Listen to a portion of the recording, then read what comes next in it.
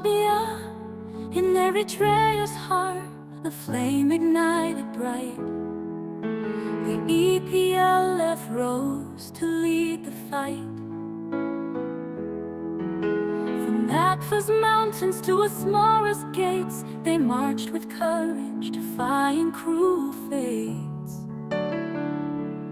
Oh, Shabia, bold and true, for 30 years, both night and day, Shabia led the charge and showed the way. In 1973, Shabia took their stand against oppression's heavy hand.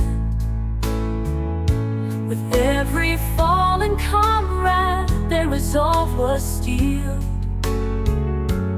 In the quest for freedom, they would never yield. Through Nakfa's trials and vast deserts, Shabia's banner waved high, steadily with hard-won victories and sacrifices dear. Eritrea's dream drew ever closer.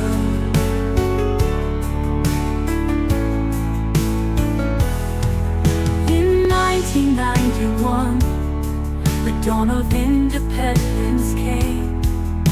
The world bore witness to Eritrea's name. Shabia, heroes of our land, with unity and vision, they made their stand.